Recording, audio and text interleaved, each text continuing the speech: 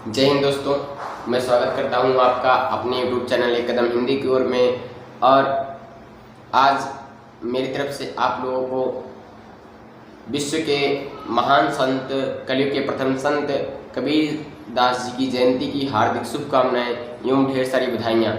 मित्रों, कबीर दास जी कलयुग के प्रथम संत होने के साथ साथ एक अच्छे कवि और एक समाज सुधारक भी थे। उन्होंने समाज के लिए अपने जीवन को अनेक संघर्षों से गुजारा, उनको अपने अनेक संघर्षों से उनको गुजरना पड़ा और उन्होंने अपने जीवन को उस संघर्षों से गुजरने के लायक बनाया। और अपने जीवन काल के दौरान उन्होंने हमारे लिए और हमारी आने वाली पीढ़ी के लिए बहुत ही गूढ़ बातें बता करके उसको लिख करके चले गए और हमको उन अच्छी चीज़ों के अनुकरण के लिए अपने विचारों को छोड़ गए, अपने उस ज्ञान को छोड़ गए जिससे हम लोग बहुत सारी चीज़ें सीख सकते हैं और अपने जीवन को सरल बना सकते हैं।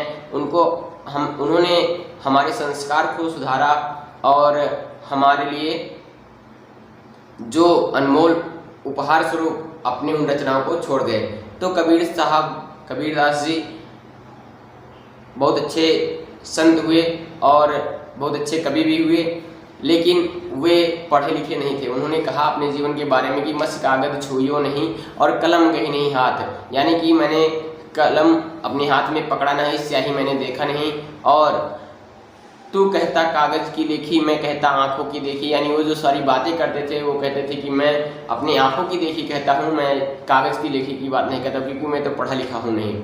तो उन्होंने आत्मा और परमात्मा के बारे में बहुत ही अच्छा अपना मत दिया, अपने विचारों को रखा और लोगों को इसके बारे में बताया, समझाया और आत्मा क्या होता है, परमात्मा क्या होता है और उनसे कैसे मिला जा सकता है, अपनी आत्मा को परमात्मा तक कैसे पहुंचाया जा सकता है। क्योंकि वो भक्ति काल के निर्गुण भक्ति धारा के और कवि थे और अग्रणी थे अपने कवियों में, और उन्होंने निर्गुण ब्रह्म की उपासना की और वो गुरु में ज़्यादा विश्वास रखते थे, पाखंडों में विश्वास नहीं रखते थे। ये मूर्ति पूजा, नदियों में स्नान, इनमें उनका विश्वास नहीं था और वो पाखंडों का खंडन करते थे। और गुरु की महत्ता का उन्होंने वर्णन किया, गुरु के स्थान को सर्वोपरि बताया और उन्होंने कहा कि गुरु की पूजा में सबकी पूजा।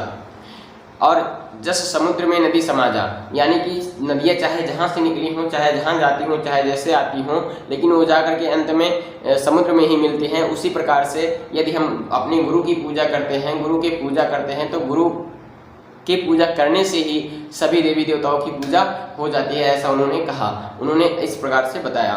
तो कबीर दास जी अपने जीवन काल में बहुत सारी चीज़ें, बहुत सारे दोहों की रचना किया और उनका जीवन संघर्षमय बीता। उनके दो संतान थे, एक पुत्र जिसका नाम कमाल था और एक पुत्री जिसका नाम कमाली था।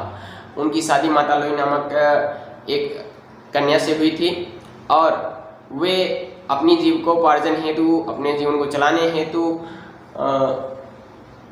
सूत बुनाई का काम करते थे और इसके साथ ही साथ लोगों को समाज सुधार के लिए कई तरह से उपदेश करते थे और उसके बाद समय समय पर भंडारे भी आयोजित किया करते थे। तो कबीर दास जी, जो कि आज पूरे विश्व में प्रचलित हैं, और उन्होंने ज्ञान वर्धक दोहे प्रदान किए, संस्कार वर्धक दोहे प्रदान किए और व्यवहार में उन दोहों को कैसे लाया जाए इसके लिए भी उन्होंने तरीका बताया। यदि व्यवहार में लाया जाए तो वो चीज़ें आज हमारे लिए बहुत ही महत्वपूर्ण साबित होती हैं। आज उन्हीं के दोहों के बल पे आज लोग पीएचडी तक कर रहे हैं। तो देखिए, कबीर दास जी ने कहा कि गरीब को न सताइए जाकी मोटी है, मुई खाल की श्वास सो सार भस्म हो जाए। कबीरा रेख सिंदूर की काजल दियो न जाए, नैनू रमैया रम रहा दूजा कहाँ समाए। सतगुरु की महिमा अनंत, अनंत किया उपकार, लोचन अनंत उघाड़िया, अनंत दिखावण हार। बलिहारी गुरु आपड़े, ज्यों देवहाड़ी के बार, जिन मानिस्ते देवता करत न लागी बार।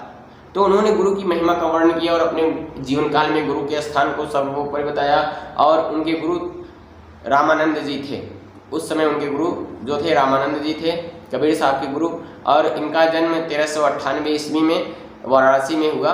ऐसा किंवदंती प्रचलित है कि गुरु रामानंद जी की कृपा से एक विधवा ब्राह्मणी को गलती से पुत्रवती भव होने का आशीर्वाद मिला और उस विधवा ब्राह्मणी को कबीरदास जी के रूप में पुत्र प्राप्ति हुई। उसने लोक लज्जा के भय के कारण ले जाकर के इनको लहर तालाब में फेंक दिया और जहाँ पर एक जुलाहा दंपति नीरू और नीमा नामक ने इनको उठाया और इनका पालन पोषण किया। और इनका मृत्यु के बारे में जब कबीरदास जी समाज सुधारक के रूप में कार्य कर रहे थे, अपने जीवन काल को चला रहे थे, तो उस समय लोगों में ये भ्रांतियाँ थी, ये अंधविश्वास था कि जो मगहर जात करके जिनकी मृत्यु होती है वो नरक को जाते हैं और जिनका मृत्यु काशी में होता है वो स्वर्ग को जाते हैं। तो कबीरदास जी ने इस पाखंड को तोड़ने के लिए और अपने जीवन के अंतिम क्षणों में वे मगहर को गए और वहाँ पर अपना जीवन लीला समाप्त किया।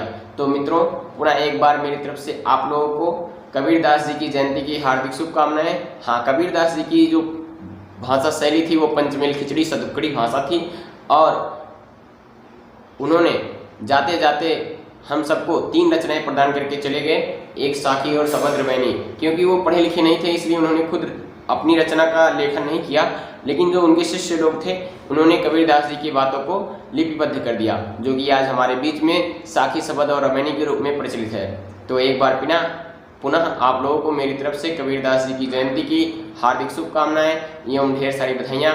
मिलते हैं फिर किसी ऐसे ही एक अगले वीडियो में। आप हिंदी से जुड़ी किसी भी जानकारी के लिए जानकारी चाहते हैं तो आप हमारे वीडियो के नीचे कमेंट कीजिए और उस जानकारी को आप हिंदी में प्राप्त कीजिए। जय हिंद दोस्तों।